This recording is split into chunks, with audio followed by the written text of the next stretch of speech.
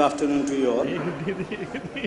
Very, very eminent, respected Additional Chief Secretary is the chair of the session, and all the wonderful people on the dais and of the dais. See, it's been a truly scintillating sessions. All since morning we have been witnessing some wonderful presentations, IT initiatives.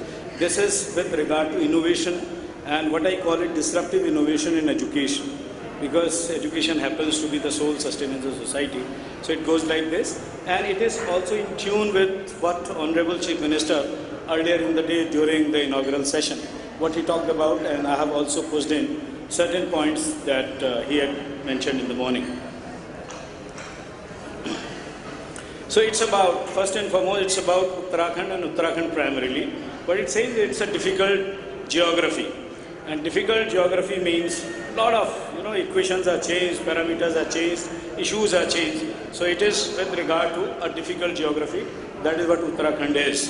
And these are the challenges of difficult geographies, because there is extreme dependence on nature, physical limitations, hostile weather, as we have seen and we have come across all these issues since morning, and very, very tough sustenance. So this tough sustenance is also for the learner, and that learner is the last mile learner. And difficult geographies result in, at times, this is with regard to digital divide also. They don't have access, they don't have networks, they don't have all these issues, they don't have access to IT initiatives, e-governance. So, and earlier in the day, Chief Minister Saab was referring to, digital natives and digital immigrants. People who are now trying to get into this electronic zone. So they are digital immigrants, otherwise the generation which is born after 90, in 90s and this particular generation, they are the natives. So they accept, they assimilate technology. And this difficult geography also results in poor service delivery, and also these difficult geographies, definitely they witness disasters. So these are natural disasters which have occurred recently. But one very, very interesting thing that has happened is reconstruction is such an important thing. Reconstruction after all these devastations, these offer wonderful opportunities.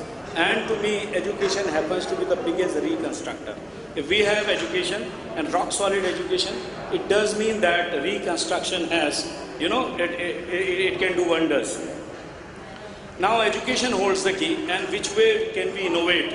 So it can check migration, it can accentuate rehabilitation, because amount of migration that is taking place from up the hills and to all these places, that is absolutely appalling. So how do we stop that? So meaning thereby you got to have a robust education system that could at least provide people, a means and a hope to stay back. So combating difficult for survival and strengthening resilience and preparing future roadmap, education can help. And this one will give you education, what used to happen and what is also presently happening. It is not merely a question of bricks and mortar. Now things are changed. In this century, morning we were talking in terms of internet of things, internet of everything, internet of anything. So things are changing, and the day is going to come when 16, 17 you're going to have virtually internet embedded, internet chipped into virtually all devices, billions of devices. So meaning thereby, in place of bricks and mortar, yes, you can have it, but you're also it has to give way to digital blocks, so that your schools, your institutions, your universities, colleges could truly become intelligent. And the role of the teacher is changing very, very fast. It is now more of a moderator. Teacher is more of a moderator. He has access to technology. He knows technology. If he can use technology, thereby he can as well moderate to his learner, to his student. What has happened is, because what I have witnessed, Mr. Chairman, 89 I joined Kumaon University. I happened to be the first person who joined computer science department. It was 26 years back. And till date there are only 2 teachers. And that has happened across board, all universities. So this technical vertical, this technical computer science, IT, other technology, this vertical, it could not come up. and it is also a big challenge in institutions, in schools, because as such there is no technology verticals. So what is happening, all devices, all apparatus, whatever you give them, in this age of device explosion, where things are happening so fast, so rapidly, because you don't happen to have that resource, human resource, and thereby all things are just lying idle. That's a big issue and gap we have identified. And best content is available. You know for certain, amount of information we have generated in last 2 years, humanity hasn't generated in last 5,000 years. So there are OERs, and fortunately in Uttarakhand innovation is, yes, we have developed open educational resources, and only 3-4 days back, we had at Open University, Uttarakhand Open University, we could develop first MOOC that is on community radio. So that was an innovation. Initially it looked like as if it is going to be a very cumbersome exercise, but it came out very well and now accepted by one and all. And customized, not necessarily English, but English, local languages, it can support all, MOOCs, OER. And that way, in real-time interaction, it can really help last mile learner, LML, that is the need of this state where this LML got to be held and benefited. Re-scripting through digital intervention, it's important because everybody got to be in its ambit, pervasive got to be, it got to also support access, and it got to also be inclusive. This morning, the reference was there. At times, IT looks like very exclusive. Very exclusive. People are loath to accepting it. Electronic engagement with people, because we did a research study and it was seen that people were generally loath to accepting technology. So there is need to bring them, to make it more and more inclusive. We call it inclusive IT. V-governance also, like M-governance, E-governance, V-governance at village level. It is so very important, and through which education can be innovated. And equity. Equity is so very important because otherwise there is the information divide. I call it information haves and information have-nots. Through Aadhaar, through other things, those benefits can only be prevailed, can only be given if there is no apartheid, there is no information apartheid, and that is possible only when this information divide is bridged properly. So these are technological upsurges, those are happening in computing in IT. There are MOOCs, there are OER, cloud is there, massive amount of information is there. There is e-learning, there is M-learning, there is computational thinking which is coming up so very fast. There is big data, analytics. This morning we were discussing about Internet of Things. Data housing, massive amount of data is there that got to be extracted so that it could really benefit people. And of course, in UK, we are also UK, in United Kingdom, they are talking and they are practicing, computational thinking. So, because we are in the midst of this device explosion, so one very important thing has become, like mobiles. So bring your own device, handheld devices, PDAs, tablets, Raspberry Pi. This is so very important, especially with regard to forecasting and disaster management. So all these things, and these are happening very fast. So, and mobile apps also. So all these devices are there, these technologies are there. Only thing is, how are we connecting dots? How are we going to benefit our major stakeholder, that is our last mile learner is. Tools for delivering education, this is what we are also doing. Practicing few of the things like innovation in education. So these few things we are also practicing here.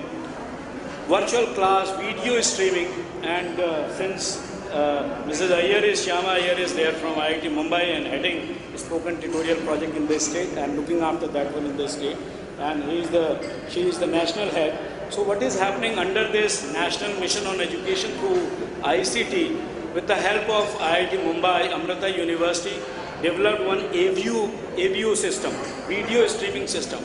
It is free of cost, it does not cost anything. It is simply wonderful. We applied it here because we have also EduSet system with us. So but this AVU is giving fantastic results, and it does not need much paraphernalia. Only 2 Mbps dongle. If you have that projector, any institution, any school, this video streaming is possible. So that is one innovation. Community radio can help, internet radio, DTH is again a big thing.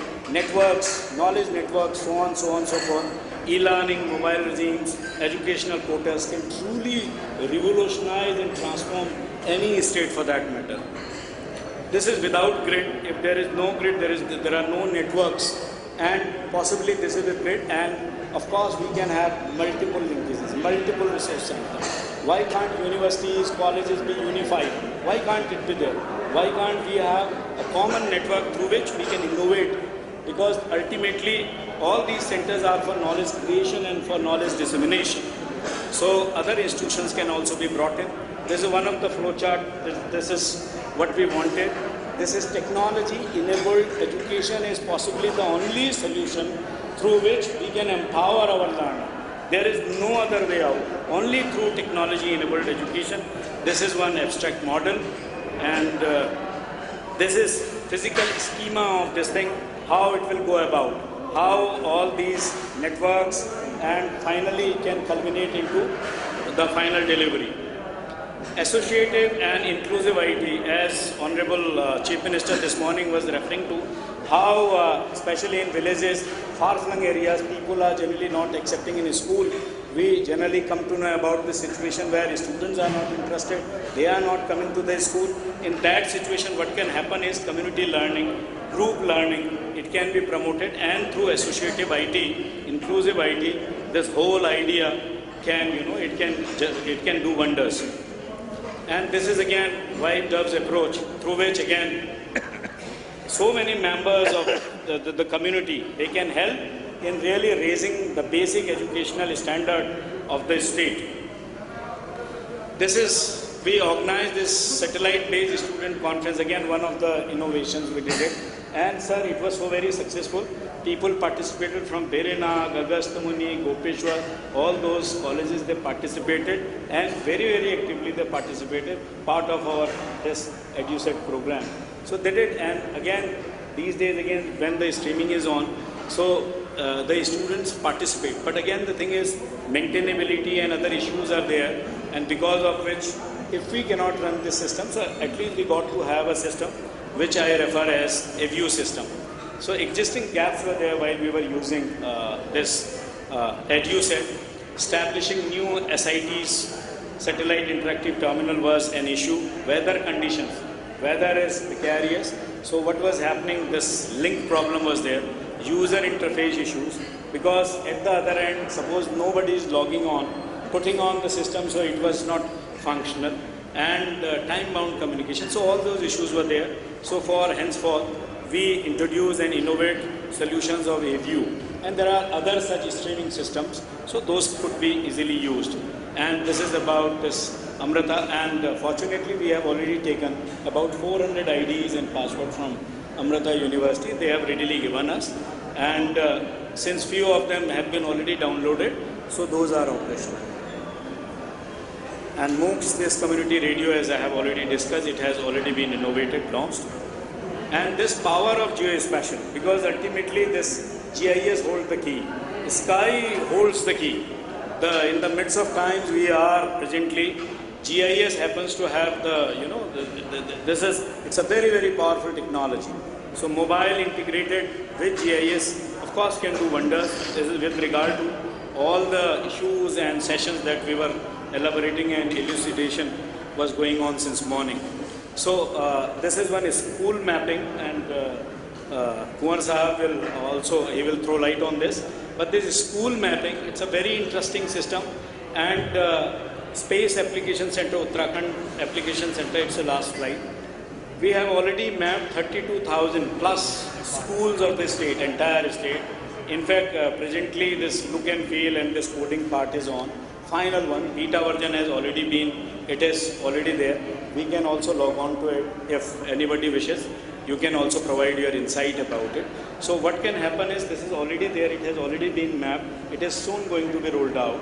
So what can happen, innovation can be, if at all we can video stream with all these institutions. So there is possibility of a teacher, resource, content, whatever is there. So if we have this technology through which we can hook up to that institution, that can be something fantastic and something extraordinary that can happen. Because it's a small state, though difficult geography, but ultimately solutions are of course there. So this can be something very, very interesting.